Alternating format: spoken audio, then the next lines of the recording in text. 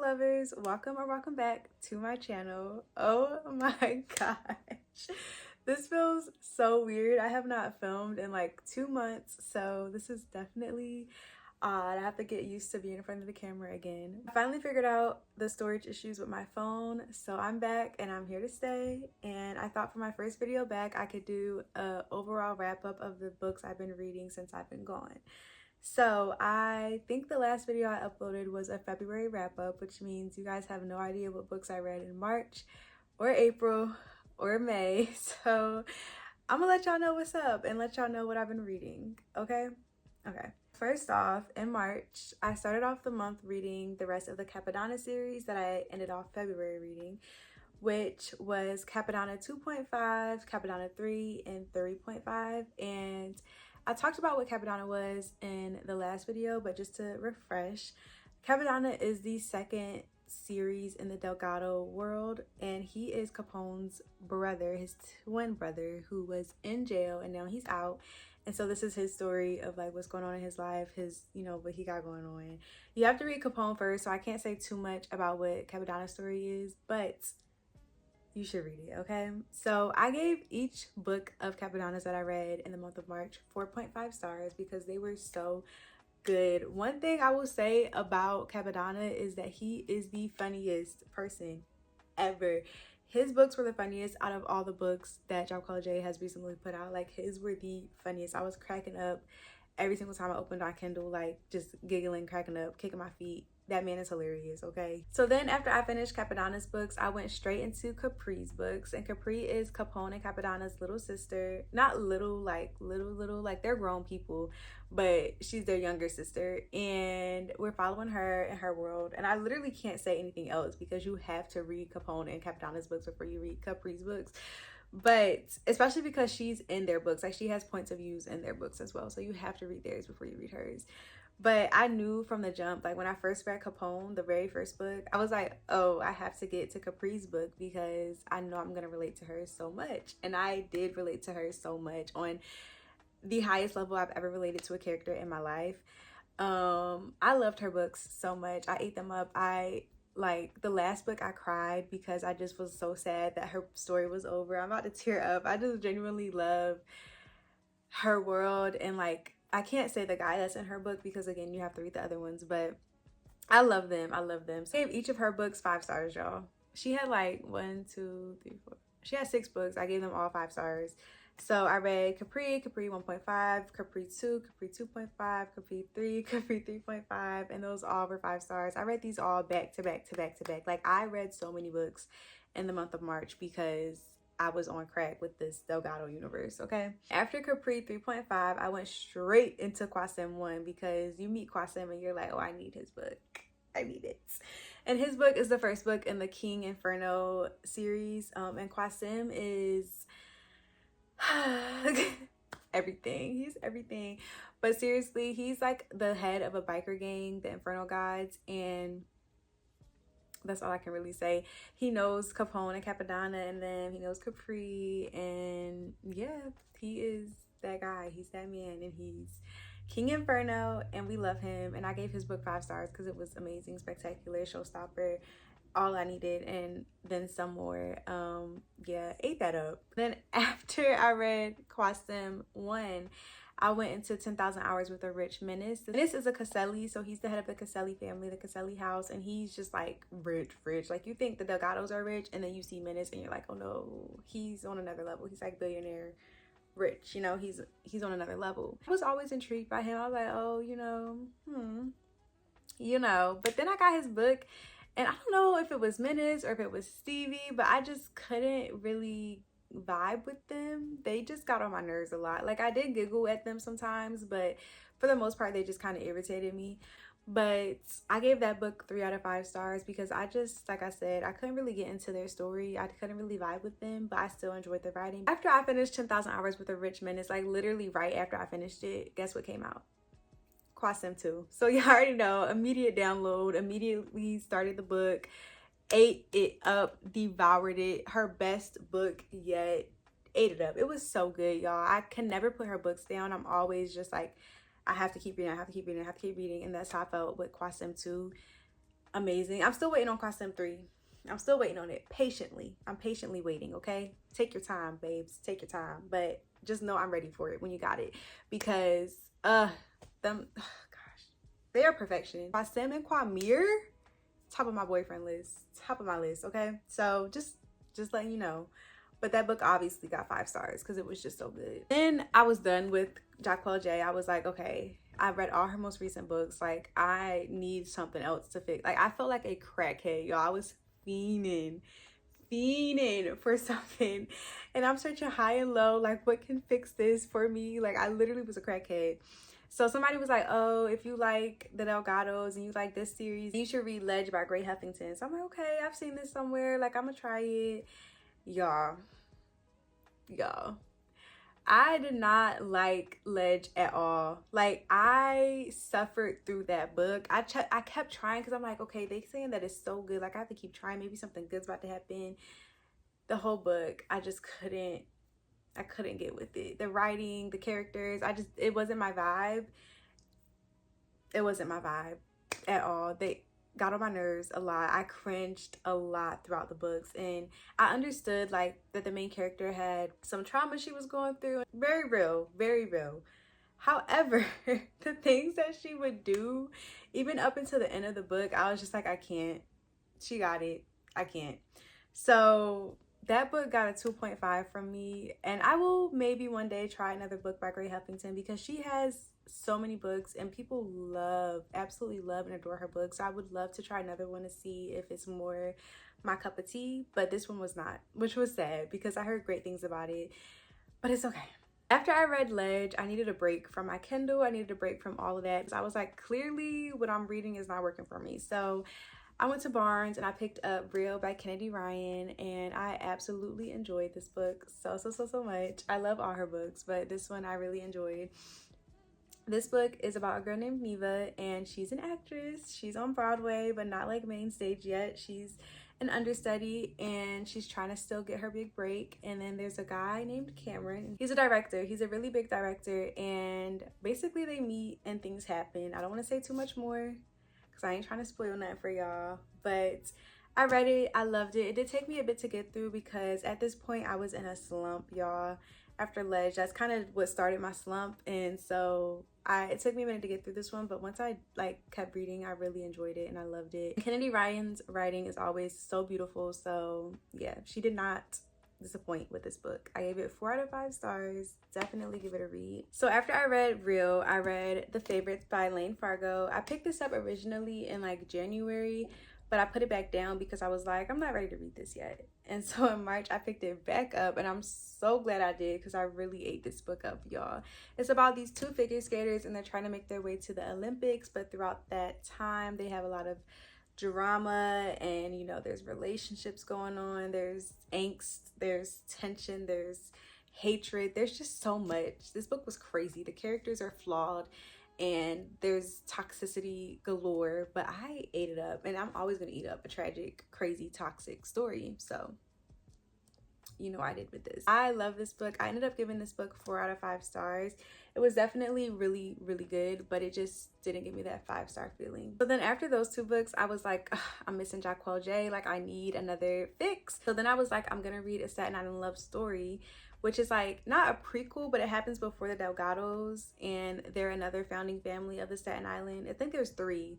It's the Cassellis, the Vanducci Cromwell, and then there's another one, but I can't remember what their name is because they don't have a book yet. But yeah, so this is another family, and basically it's about Carter and Stark, and they have like 2 different types of upbringings. Like, Carter was just him and his mom and his sister, and they just kind of struggled, and they didn't really have nobody else around, no other family. And then Star, she has her dad, her mom, all her siblings, her grandparents, all that stuff, and like they got money, baby. The Vanducci Cromwell, whatever, Vanducci Cromwell, they got a bank. Okay, her daddy did some big corporation stuff, and so anything she wants, she gets. She's spoiled, and she loves to street race like her dad. And yeah, her and Carter meet, and then stuff happens. But it's also not just about them. It's about like everybody in their lives too. Like, you get some of his sister, you get some of her sister, you get some of like other people, like her best friend. There's different points of views in each book. First book was the last book I read in March, and I really enjoyed it. I gave it 4 out of 5 stars. I was like, okay, I'm liking the story, I'm liking the plot. So then April comes and I read the second book, and I didn't like it as much. I gave the second book 3 out of 5 stars because the characters started to piss me off, and then the plot was just kind of all over the place. I'm like, what's going on? What are we doing? Like, why is this happening? And not in like a good way. And then I read the third book because I'm like, okay, I really like the first one. Second one's not as great, but maybe the third one's gonna redeem itself. It didn't. I gave the third one 2.5 out of 5 stars because the characters were there was no character development at all whatsoever. They just kept getting worse and worse and worse. And I couldn't deal with it. So yeah, I'm glad I read it. I'm glad I know their little lore and their backstory, because meeting them in the Delgado series, you know, you get intrigued and you're like, ooh, they seem cool. What's the lore? But then you read the lore and I personally, I could have done without the lore, but I'm not upset about it. I still really love her writing, so I'm not mad that I read that book. So then after that, I saw that this book came out and I was like, oh, I need to read this. And that is The Conditions of Will by Jessa Hastings. I had no idea what to expect from this book because I read Magnolia Parks. I loved Magnolia Parks. I never read Never, but I never read Never. That's funny. Okay, no. But I never read Never, but I heard a lot of mixed reviews on Never. Mainly people didn't like it.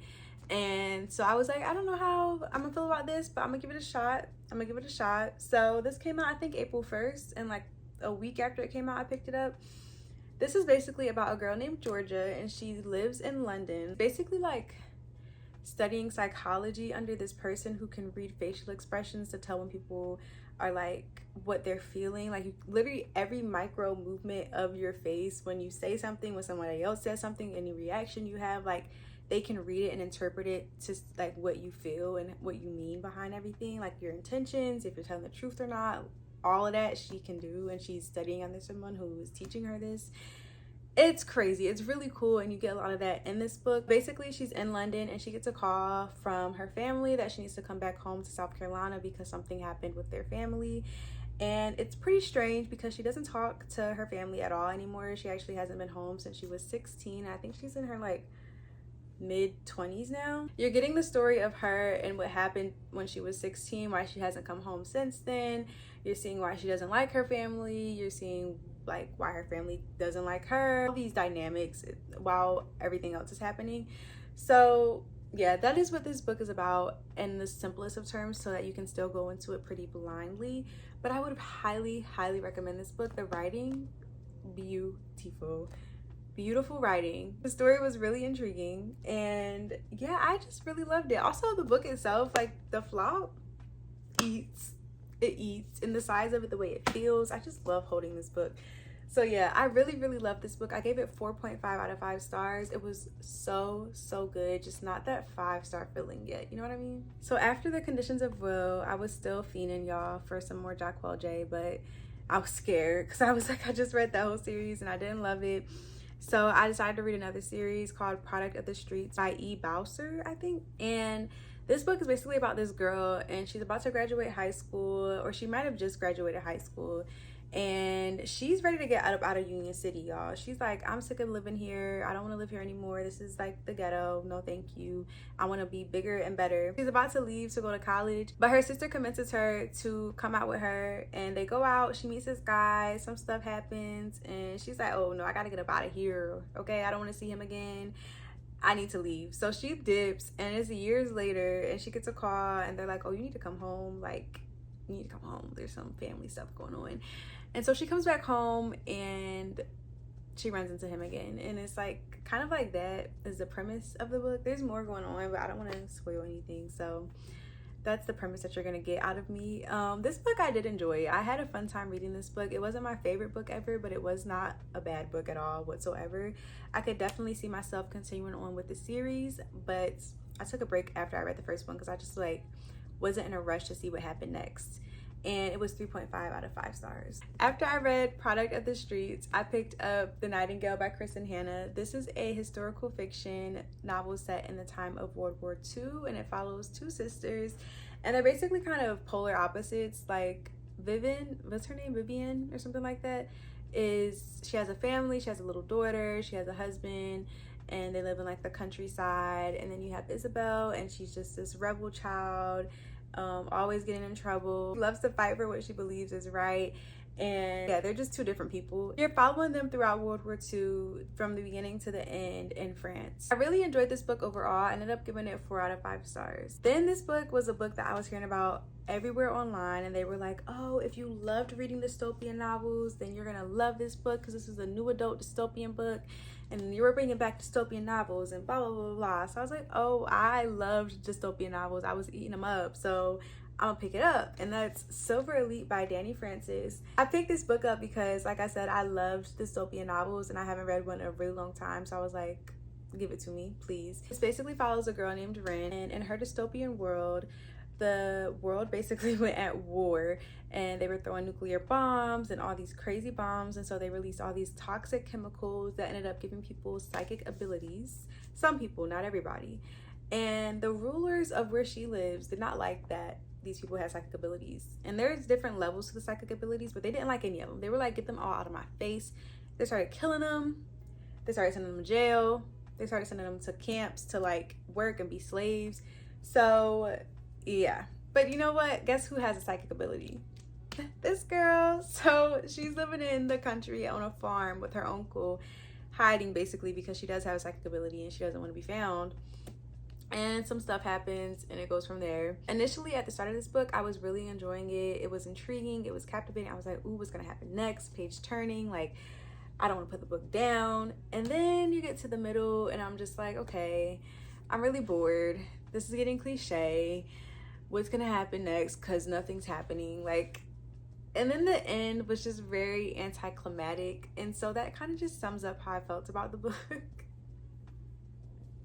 I felt like there was no character development for the main character, and I'm not saying she has to have this huge character development where she grows into this new person. Like, I'm pretty sure this is supposed to be a series, so obviously you'll see that continuing on.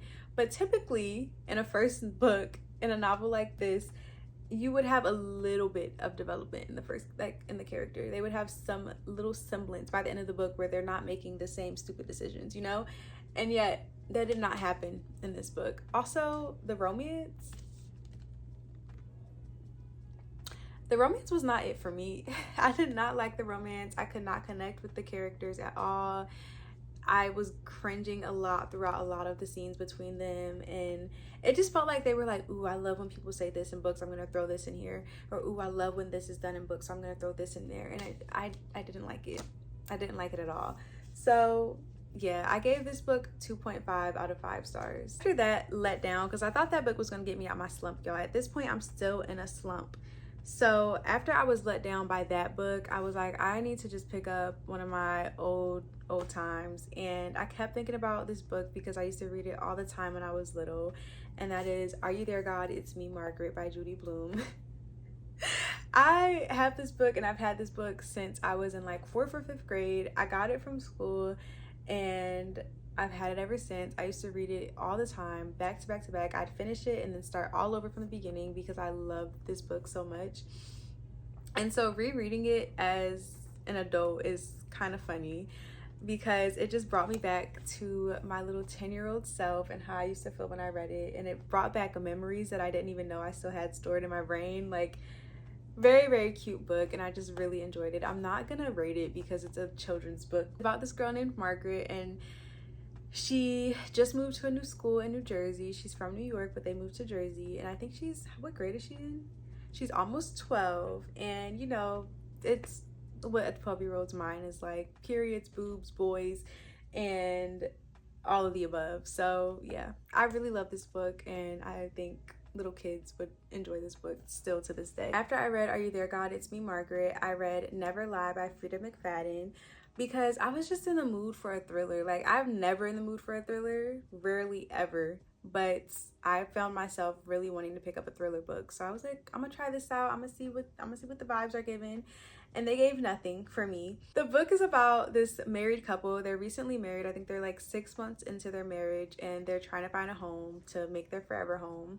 And they're going on this house tour, but there's this really bad snowstorm outside, so they get stuck at the house that they're supposed to be touring, and the realtor's not there, and when they get there, there's just like weird vibes going on, and so they end up having to stay there. And the house is also the home of this lady who was either missing or murdered, nobody knows. She was a therapist to people with like extreme traumatic issues, basically. So yeah, it's like a psychological thriller. It just didn't throw me that much, and I was bored throughout most of the time reading it, but I finished it and I gave it 2.5 stars. Now we're at my most recent read, which is going to be the last book I talk about in this video.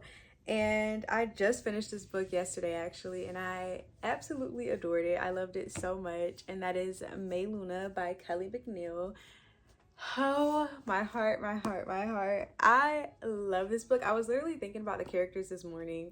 I'm like brushing my teeth, like just thinking about them. But this book really did something to me, y'all. So this is basically about this lady, and her kids are home, they're grown, and they're going through her old stuff, and they see this picture of this very popular band named muchᥫ, and they're like, why do you have all this stuff with muchᥫ? And they see this famous photo in there of the lead singer singing to a girl, and they're like, why does it kind of look like you?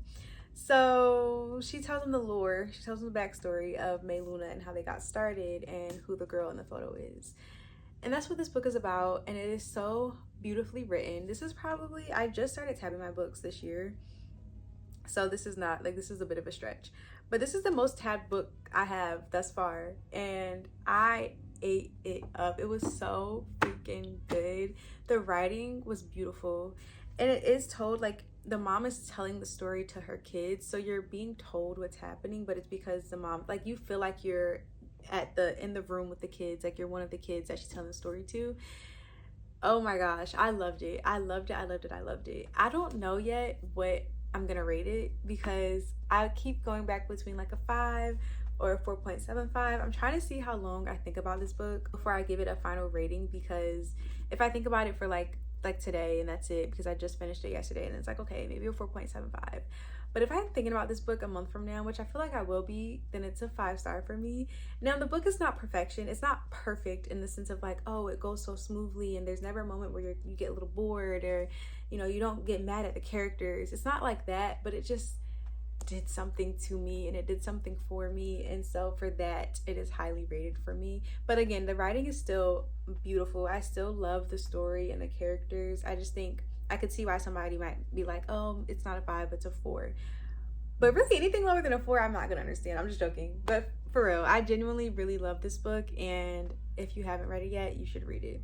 It's beautiful, and I definitely will reread this book one day, because like I said, I'm gonna just keep saying it. It's beautiful. The writing is beautiful. The story is beautiful. I love it. I love it. I love it. That's all I'm gonna say.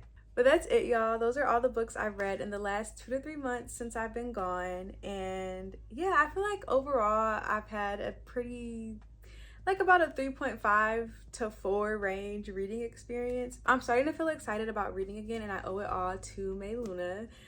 So yeah, thank this book for bringing me back to YouTube. I'm just joking. I'm just joking. But yeah, I will definitely be back next week with another video. Thank you so much for watching, and I'll see you in the next one. Bye.